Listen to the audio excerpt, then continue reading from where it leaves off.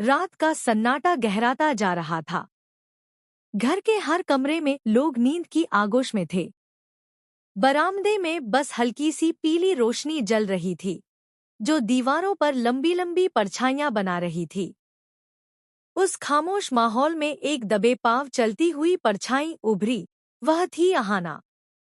उसकी आंखों में चिंता की लकीरें साफ नजर आ रही थी और हाथों में एक छोटी सी थैली कसकर पकड़ी हुई थी। उस थैली में उसके अपने सोने के कंगन रखे हुए थे, जो किसी समय उसकी शान हुआ करते थे लेकिन आज उसकी मजबूरी का सहारा थे। धीरे धीरे चलते हुए वह घर से बाहर निकली और सुनसान रास्तों से गुजरते हुए सीधी उस साहूकारिन औरत के घर पहुंची।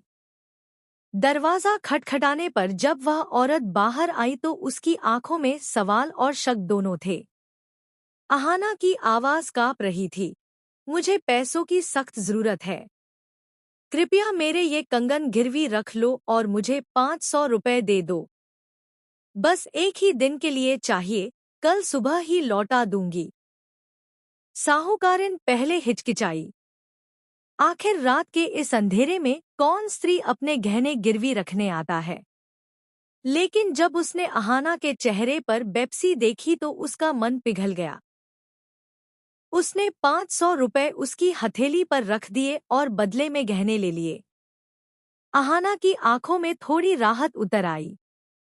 उसे लगा उसने अपनी सास दुर्गा देवी की खुशी के लिए सही कदम उठाया है। इस बार जन्माष्टमी की पूजा धूमधाम से होगी और मांझी की बरसों की इच्छा पूरी हो जाएगी। लेकिन उसे क्या पता था कि अंधेरा सिर्फ उसका साथी नहीं, बल्कि उसका गवाह भी बन चुका है। जब वह पैसे लेकर लौट रही थी, तभी अचानक रास्ते में रुकुन सामने आ खड़ा हुआ। उसकी आंखों में संदेह साफ झलक रहा था। उसने कड़े स्वर में पूछा, अहाना, तुम इतनी रात को बाहर क्या कर रही थी? और यह थैली किसकी है? अहाना सिहर उठी। उसके कदम थम गए और हाथ कांपने लगे। उसने कुछ छुपाने की कोशिश की, लेकिन रुकुन ने उसका हाथ पकड़कर थैली झटके से खींच ली। थैली खोलते ही उसमें से गिरवी की रसीद बाहर निकल आई। रुकुन की आंखें फैल गईं। तो यह है तुम्हारा सच अहाना? तुमने अपने कंगन गिरवी रख दिए और पैसे लिए। और ये सब क्यों? सिर्फ पूजा के लिए? अहाना की आंखों से आंसू बह निकले। उसकी जुबान से शब्द नहीं निकल रहे थे। आखिरकार वह रोते हुए बोली, रुकुन भाई, प्लीज इस राज को किसी से मत कहना। मैंने ये सब किसी स्वार्थ के लिए नहीं किया। बस इसलिए किया ताकि मांझी की बरसों की इच्छा पूरी हो सके। इस बार पूरे परिवार के साथ भव्य पूजा हो। यही उनका सपना है। रुकुन का चेहरा सख्त हो गया। उसने कहा, अहाना, तुम्हें अंदाजा भी है तुमने क्या किया है? परिवार की इस दांव पर लगा दी। अगर ये बात सबको पता चल गई तो न जाने कितना बड़ा तूफान खड़ा हो जाएगा। अहाना सिसकते हुए बोली, मुझे पता है, लेकिन मेरे पास और कोई रास्ता नहीं था।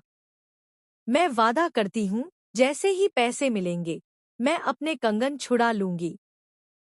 बस आपसे एक ही गुजारिश है, मांझी को कुछ मत बताइए। रुकुन गहरी सोच में पड़ गया। उसका मन दो हिस्सों में बंट गया। एक तरफ अहाना की सच्चाई छुपानी थी क्योंकि वह जानता था कि उसका मकसद पवित्र था, लेकिन दूसरी तरफ सच छुपाना भी उसे अपराध जैसा लग रहा था। वह अंदर ही अंदर तड़पने लगा, क्या करे, क्या न करे। इसी बीच एक और परछाई इस राज पर नजर गड़ाए बैठी थी, पोटलू।